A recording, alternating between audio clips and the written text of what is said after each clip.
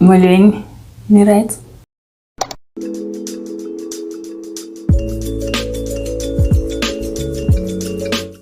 I want you to think back to the very first interview you had.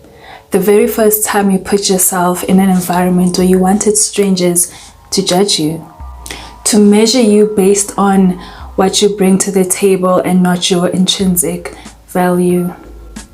Close your eyes and put yourself back there. Can you feel your heartbeat? Are your hands shaking? Did you inhale deeply before you entered the room? Are you shifting in your chair while trying to buy time with salutations? You're nervous and you're doing your best to try and hide it. You know why you're there and you are sure you want to be there. Look, this character is Township. You can do that, can you? I'm a Soweto boy. This is where we meet Sox at an audition. Uvalo lwakhe during the audition was oozing out of his veins, so much so that I was nervous for him. He's a man obsessed with playing a specific role in a movie, and I couldn't understand why. It just didn't make sense why Sox kept going back to the same place that rejected him multiple times. Could it be that he saw this role as a life-changing one? He saw this as the type of role that would give him credibility. The credibility he wasn't getting elsewhere. Now, to be clear, Sox was booked and busy. He was Onusimunye, oh we are one. And he was booked to do the cover for Elle magazine. So he definitely wasn't desperate for money. That's why I thought to myself, his determination for this role was coming from somewhere else. Something that wasn't obvious. Jonga, there's a thin line between holding on and giving up, and knowing when to give up as an art form. Sox just didn't want to give up on this role. This is a role of a lifetime, but that's not the vibes I was getting from this at all. His obsession pushes him back to Soweto, and for the first time since his family's exodus, the pieces started falling in place. Ironically, they didn't fall in place for him, but for us, the viewers. Are we watching a man that's doing everything in his power to pursue his dream? No, we're not. We're watching a coconut try to fit in a foreign environment. We're watching a man go through an identity crisis. We're watching a man burdened with survivor's remorse try to reconnect with his roots. We're watching a fish out of water trying to learn its legs. We're watching a tourist that can leave Ikasi whenever he wants to while others can't. We're watching a prince and pauper story. I loved this film. We can all relate to Sox on some level. Whether you've never given up on a dream, or you were learning on the job, or you were the odd one out trying to fit in, or your ego got a little too big. Whatever it is, Sox ticked a box for you. But I don't want to sit here and make a case for why Sox is so relatable. And I want to talk about Uzama. If you weren't happy for this man winning in the end, unenhliziyo embi.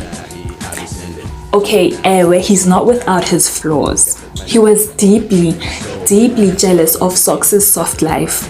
When he lost his composure and he got too emotional, that caused the death of a friend and the alienation of another one. He had so many hidden intentions with Sox. He was pretending to try and help Sox.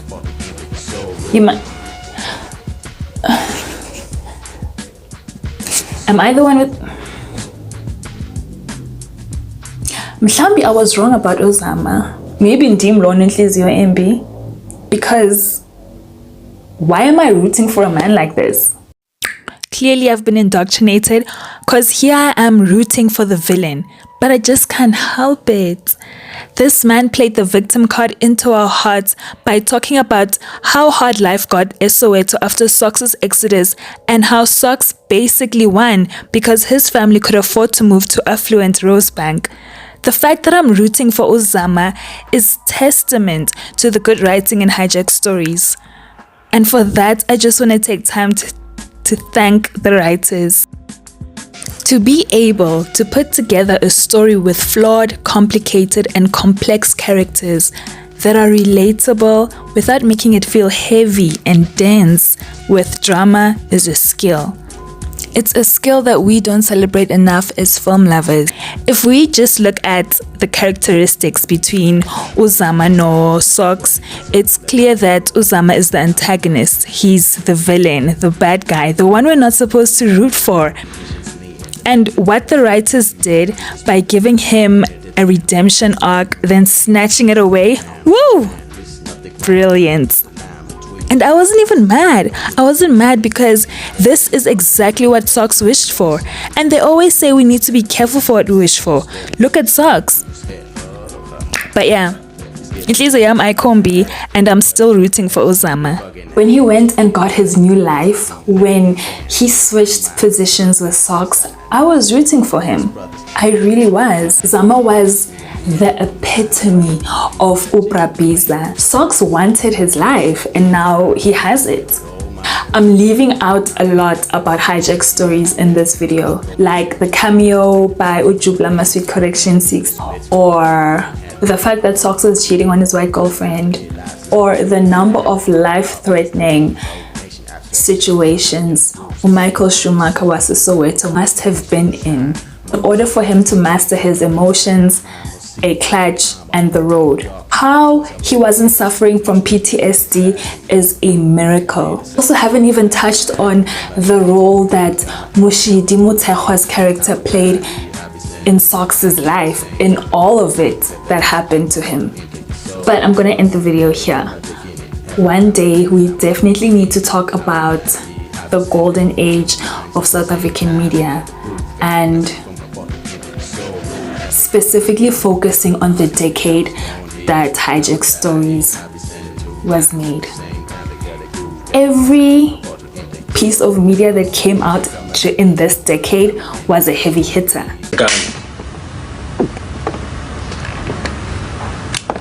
Okay, Sox. You can hold it right there.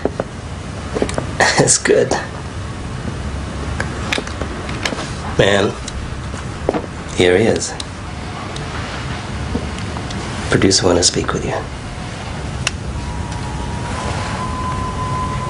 Hello? Hi, Sox.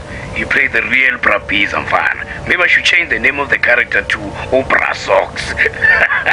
Congrats, Mfana. Very original. The real thing, son. Oh, yes.